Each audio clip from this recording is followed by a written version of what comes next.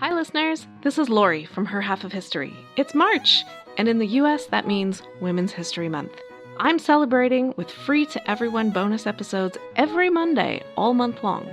I'm also celebrating with a prize drawing where a listener like you will win some free Her Half of History merch. There are 4 ways to get yourself in the drawing. You can 1. Sign up as a supporter on Patreon, any level. 2. If you're already a Patreon supporter, bump up your current support level. This is cool anyway because if you go all the way to the Her Highness level of support, you get ad-free episodes and bonus episodes all in the same feed on your favorite app. 3. Make a one-time donation.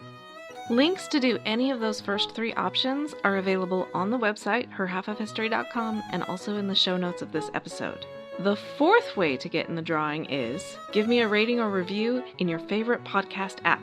This last option doesn't send me any way to contact you, so to get in the drawing, you'll also have to email me a screenshot of it at herhalfofhistory@gmail.com. No matter which option you choose, you'll have my undying gratitude for your support. It really does make a difference as I tell the stories of women in history. Welcome to Her Half of History.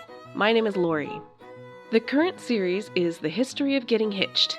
I have a self-imposed length limit, and for this one I had way too much material. So this is the cut version of episode 9.8, The Mormon Polygamous Wife. But if you are interested in more about Emma Smith, the murder of Parley P. Pratt, the first female state senator in the country, and so much more, then please head to the Patreon page where I have placed the uncut version for your reading or listening pleasure. Yes, you can cancel immediately after signing up. I will still be thrilled. Okay, now I'm starting. From the 21st century, it is hard to grasp just how big an issue polygamy was in 19th century America. From this distance, slavery was the big moral issue. But at the time, slavery and polygamy were linked. The very first Republican Party platform, written in 1856, declared their position in no uncertain terms. Quote, "It is both the right and the imperative duty of Congress to prohibit in the territories those twin relics of barbarism, polygamy and slavery." Unquote. Pro-slavery advocates linked it just the other way around. In the interest of full disclosure, I have Mormon polygamous ancestors. That undoubtedly colors how I approach this, but I have done my best to stick to academically respectable sources, all listed on the website, herhalfofhistory.com. Non-Mormon polygamy has a long and varied history. In a landmark sociology study, researchers found that 84% of 185 cultures allow some form of polygamy. So in one sense, the real question isn't why did Mormons have polygamy, but why Americans in general didn't. Polygamy fell out of favor in Europe in the Middle Ages. Martin Luther thought polygamy was better than divorce, but he didn't publish that view because he thought new converts wouldn't like it. When English Henry VIII wanted to marry Anne Boleyn, divorcing Catherine was not the only legal remedy he considered. Bigamy was on the table too. But what he rammed through was divorce. Catholics did not actually prohibit polygamy until 1563. By the time Joseph Smith was born in 1805, polygamy was definitely something uncivilized foreigners did, not us enlightened Christian folks in the land of the free. Joseph Smith formally organized the Church of Christ in 1830 and later changed the name to the more specific Church of Jesus Christ of Latter-day Saints. The nickname Mormon refers to a figure in the Book of Mormon, a book which Joseph Smith said God had helped him translate as another work of Scripture, comparable to the Bible. Early church members embraced the name Mormon. More recently, the church prefers the official name, but since the nickname is accurate for the time period I'm covering, I'm using it. Early Mormon weddings were not polygamous. The 1835 Doctrine and Covenants of the Church told officiators to say to the couple, "You both agree to be each other's companion, husband and wife, observing the legal rights belonging to this condition, that is, keeping yourselves holy for each other and from all others during your lives." The couple was supposed to say yes. Notice that the wife does not promise to obey, and chalk one up for old Joe Smith here. Joseph himself wrote next to nothing about polygamy, but according to later second-hand accounts, he asked God how it was that the Old Testament prophets are called righteous, even though they had multiple wives, left, right, and center. In the world Joseph knew, that was the very height of not being righteous, so what gives? In response, God told him that polygamy was not sinful if God authorized it, and yes, God expected it of his chosen servant Joseph Smith and other church leaders. Since the general public was not going to accept that, the early polygamous marriages were done in secret, which makes it pretty difficult for the historian. There aren't many contemporary records, and none are as detailed as we would like. Cynics both then and now assume that Joseph Smith invented this religious justification so that he could be a sexual predator. I have no intention of debating faith versus doubt here, but if lust was the one and only reason, then Joseph made several very strange choices.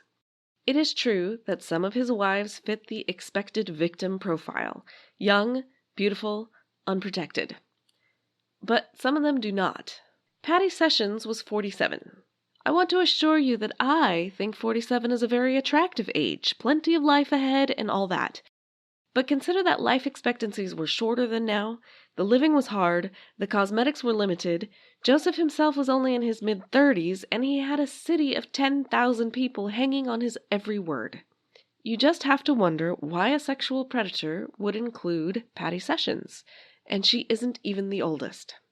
Besides the age thing, there's the unprotected thing. American masculinity of the time prided itself on protecting their helpless womenfolk. Again, some of these women were unprotected, but many did have a man in their lives who could and would have protected them. Eliza R. Snow, age 38, had a father and a brother. Zina Jacobs, 20, Presendia Buell, 31, and Patty Sessions, 47, had living husbands. Yes, husbands. For some of these women, it was bigamy in both directions. Which brings me to another puzzler about what these marriages even meant. Since it was all hush-hush, you didn't call yourself Mrs. Smith, you didn't set up house together, and you didn't quit your day job, even if your day job was being wife to someone else. Most of these women did not keep a diary, but even if they did, 19th century diarists don't write about sex. Historians can only deduce sex by counting backwards from the births. Given that Joseph married somewhere between 27 and 49 women, mostly between 1841 and 1843, we would expect to find a good 24 babies appearing in a very predictable time frame. But we don't. Only a small handful were ever even alleged to be Joseph's children by way of a polygamous wife. Many of those died young, but some have living descendants, and yes, some DNA tests have been done. They were negative.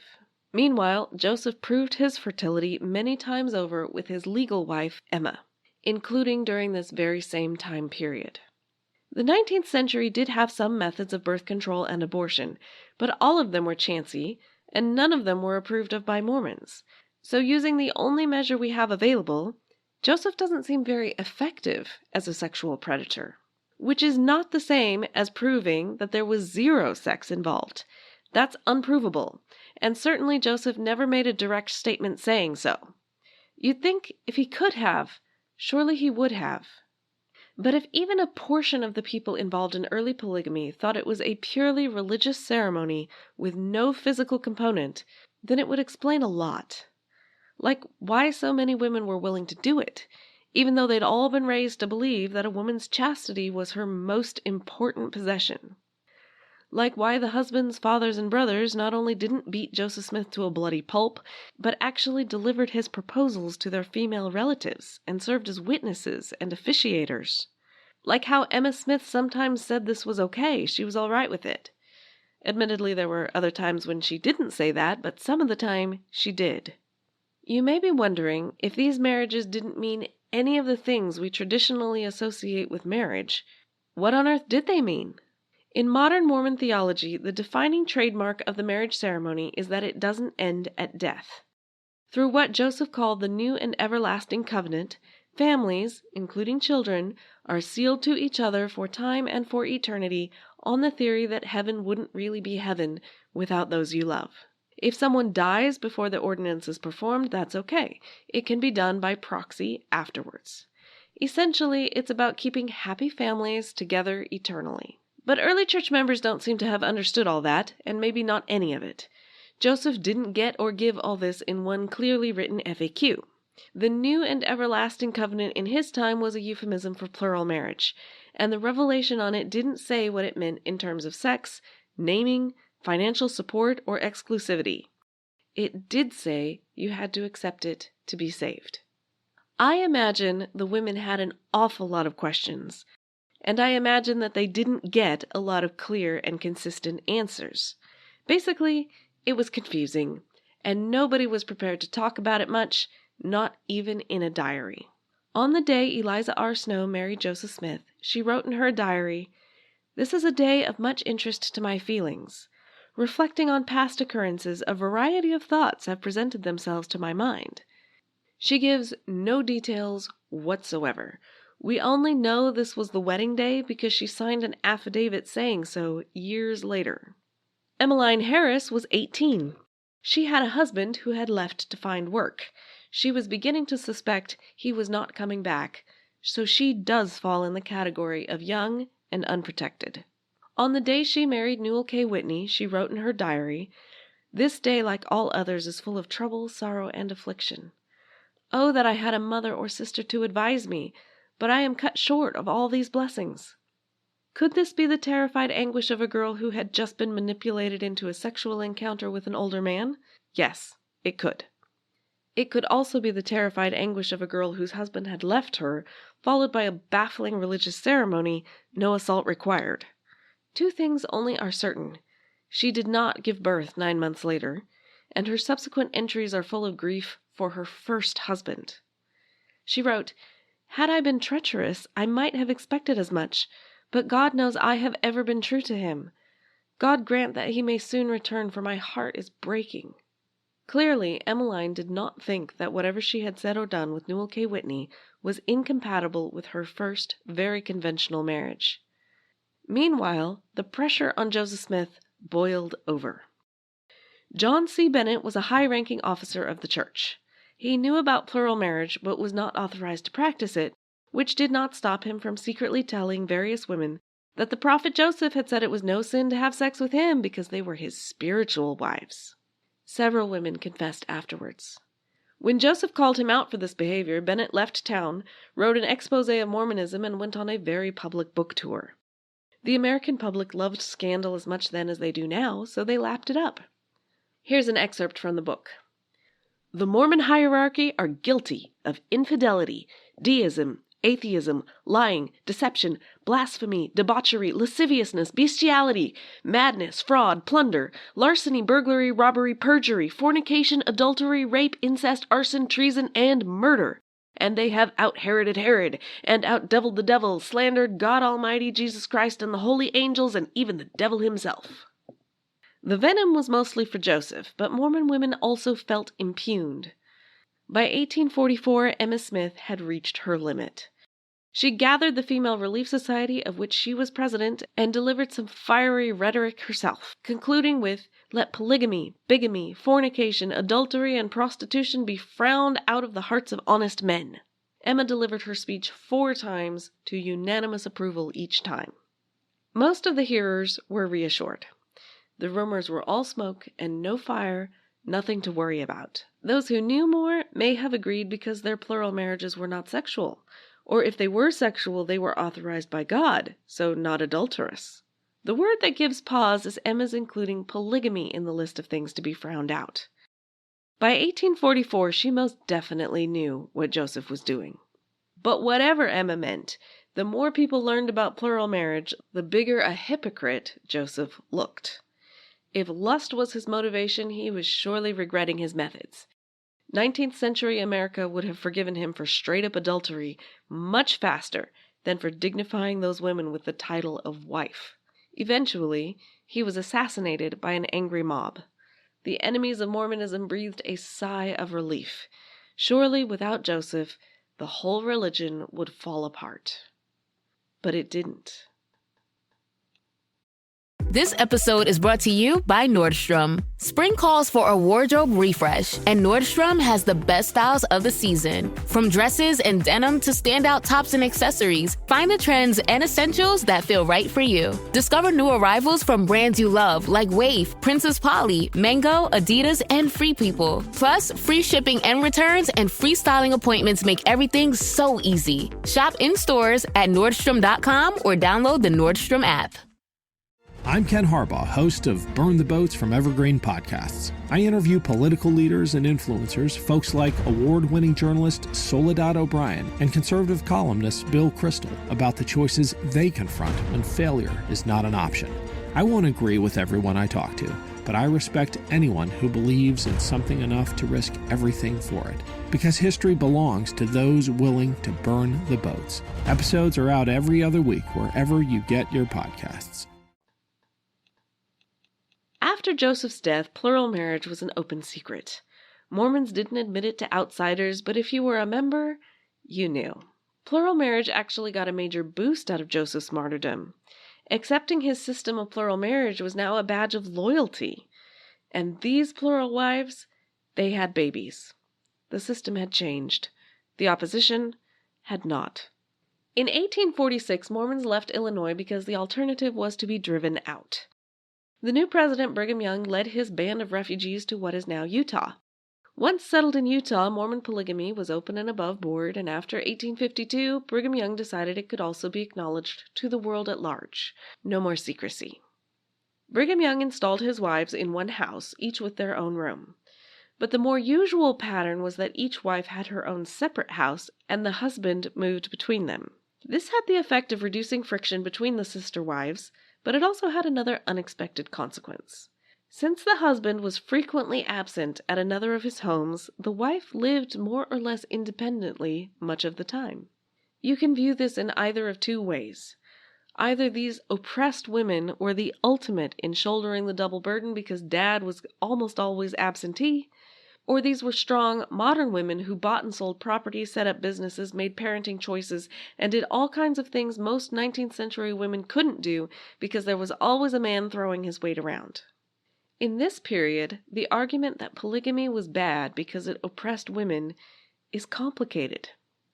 It is certainly true that polygamy was an unequal relationship based on a double standard about sexual behavior. It is also true that some women were jealous of their sister wives, and some were lonely. But in other ways, Utah already was what women's rights activists were agitating for. These activists had a big beef with the English common law principle of coverture. Under coverture, a husband and wife were the same person, by which we mean they were the husband. Effectively, this meant married women could not enter into contracts, could not sue in court, could not control their own property, and couldn't retain their own wages because husbands covered all that for them. Utah abolished English common law in the territory's very first congressional delegation. Their purpose was to get rid of the bigamy penalties, but coverture went out the door too. Another gripe for women's rights activists was how hard it was for a woman to get a legal divorce. In Utah, neither legal marriage nor divorce was really a thing. It was entirely a church matter, and the church allowed divorce. You didn't have to prove guilt.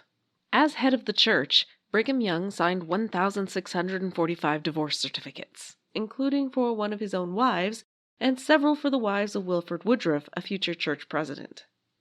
You may well wonder how these polygamous men could afford to set multiple women up in their own houses, and your suspicion is correct. Wealthier men got the wives. Hard luck on the poor men, but from a cold-hearted woman's perspective, that's another check in favor of polygamy. Studies throughout the world show that financially speaking, a woman is often better off as plural wife of a rich man than as only wife of a poor man. Mormon polygamy was no exception. The economic effect of polygamy was to redistribute resources from wealthy men to poor women. Women's rights and finances are a motivation modern people understand, but those were not the arguments used by Belinda Martin Pratt, who published a defense of polygamy in 1854. Instead, she pointed out its scriptural basis. She pointed out that the purpose of marriage was procreation, and polygamy maximized that by not wasting a man's procreative power at times when a woman could not conceive. She pointed out that monogamous communities left many women as old maids and spinsters, either destitute or dependent on other relatives.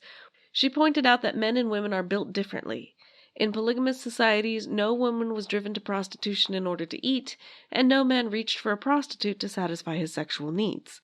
And finally, she said she loved and appreciated her 7 sister wives. They were family.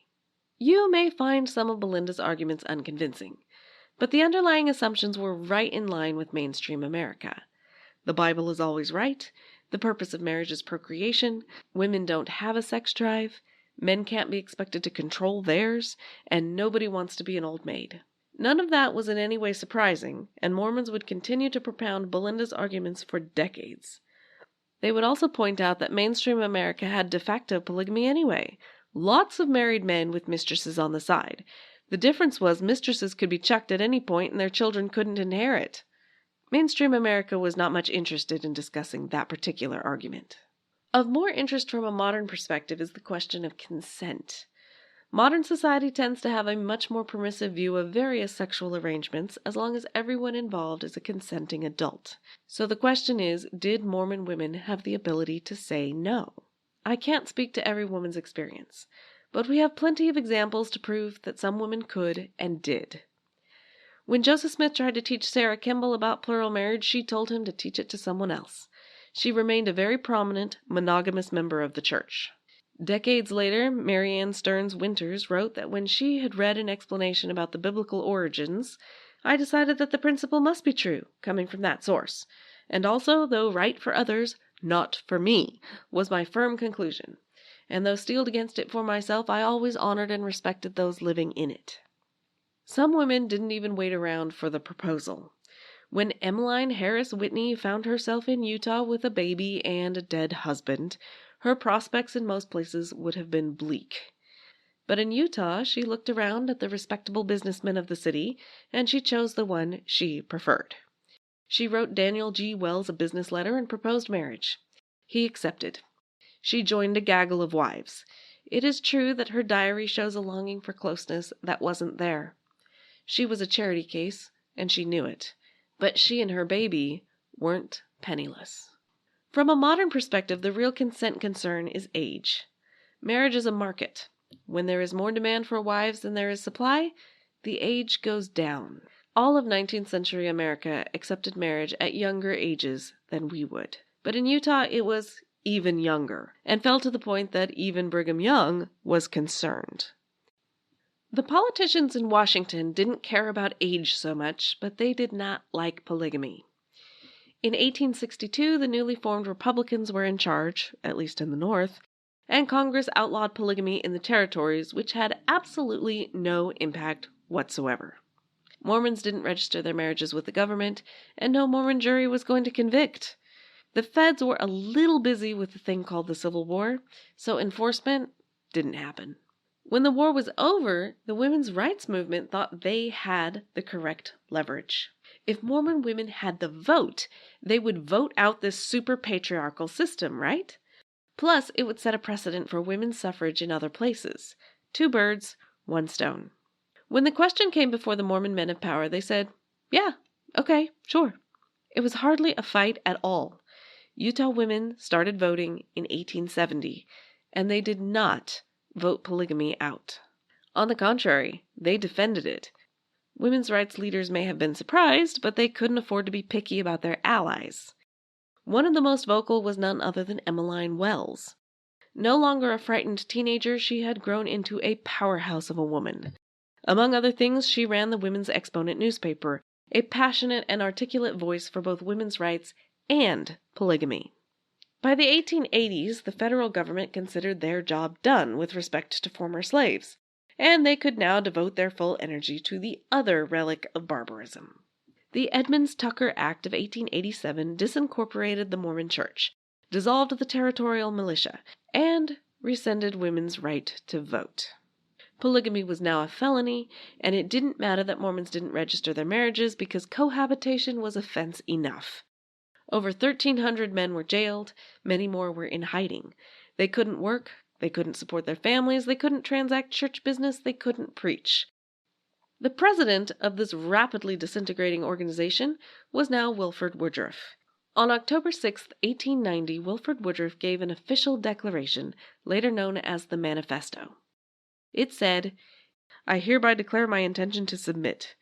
We are not teaching polygamy or plural marriage, nor permitting any person to enter into its practice." 46 years after Joseph Smith's death, it was over. Some women were thrilled, but many others wept, and for good reason. Lorena Washburn Larson, a second wife with young children, said, "My feelings were past description. My husband walked out without saying a word, and as he walked away I thought, oh yes, it is easy for you. You can go home to your other family and be happy with her." I sank down on our bedding and wished in my anguish that the earth would open and take me and my children in. Wilford Woodruff said he had prayed and that God had commanded him to do this. But it sure looked like a craven cop-out to secular authority. New polygamous marriages were obviously forbidden, but no one gave clear instructions on what the manifesto meant for current polygamous marriages. Each family was left to figure it out. In contrast, the federal government was pleased with the manifesto. As a reward, they finally granted Utah statehood in 1896. But as time passed, the government suspected that the manifesto was just a front, while the church continued to sanction new polygamous marriages. And it turns out they had good reason to be suspicious. New plural marriages did significantly decline, but not all the way to zero. Here's just one example. Wilford Woodruff had a son named Abraham Owen Woodruff. He married his first wife, Helen May Winters, in 1897, well after the manifesto. Owen was called as an apostle in the church. While traveling for the church, he met Eliza Avery Clark. He asked her father for permission to marry her. Both Avery and her father were shocked, and her father said, "No, not unless it's church sanctioned." But after 4 months of prayer and secret meetings, Avery said yes. They were married in 1901. Wilford Woodruff was already dead, so there's no knowing what he would have thought. There is no evidence that the current president approved the marriage, but then again, there is no evidence that he didn't. Since this marriage was both illegal and against church policy, secrecy was vital. In 1903, Owen gave Avery a home of her own in Mexico.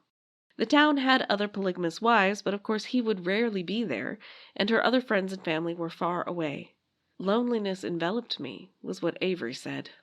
In 1904, Owen and Helen visited Avery on their way to Mexico City before heading off on a mission to Germany. Ostensibly, this was church business. But some church members, including my own ancestor, Francis Marion Lyman, had recently been hauled up to Congress to answer charges that they were still cohabiting with multiple wives. Francis cheerfully admitted that he was, and intended to continue to do so. But at least his marriages predated the manifesto. Owen's position was far worse. He needed to flee the country. Avery was hurt to be left behind, but in the end, she was lucky. Owen and Helen both died of smallpox in Mexico City within 2 months of leaving Avery. A little backsliding notwithstanding, times really had changed.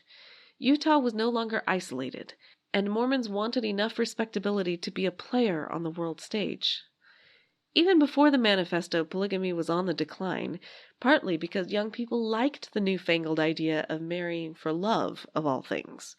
Polygamy didn't really fit into that worldview.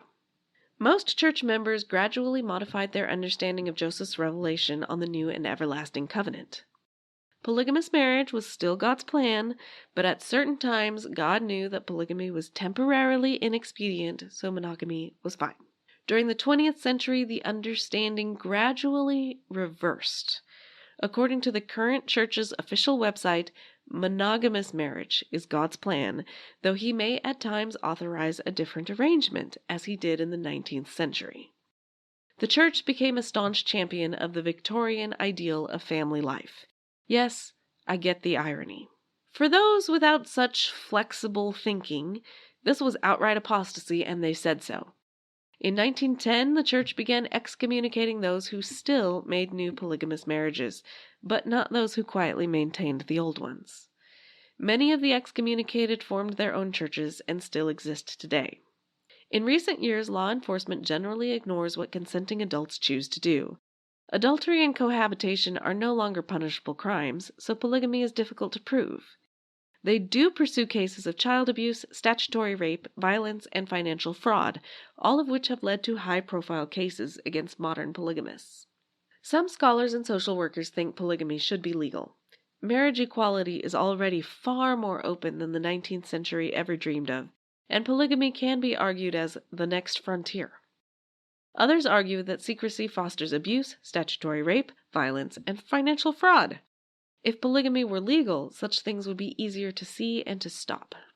I have no opinion on modern policy, but I mention it because the argument helps make a little sense of 19th century polygamy. You will obviously form your own opinions, but I am not much bothered by the vast majority of polygamous marriages which happened in the middle, when everyone knew and understood what they were getting into.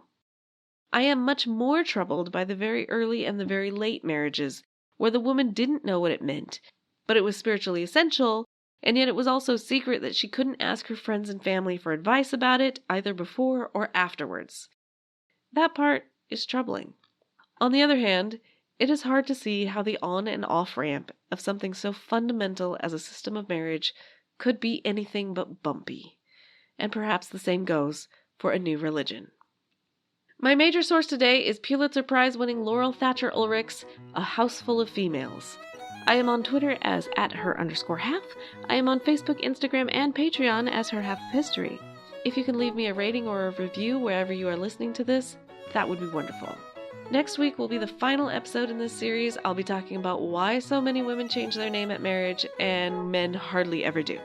Don't miss it. Thanks. LifeLock, how can I help? The IRS said I filed my return, But I haven't. 1 in 4 tax-paying Americans has paid the price of identity fraud. What do I do? My refund, though. I'm freaking out. Don't worry, I can fix this. LifeLock fixes identity theft guaranteed and gets your money back with up to $3 million in coverage. I'm so relieved. No problem. I'll be with you every step of the way. 1 in 4 was a fraud-paying American. Not anymore. Save up to 40% your first year. Visit LifeLock.com/podcast. Terms apply.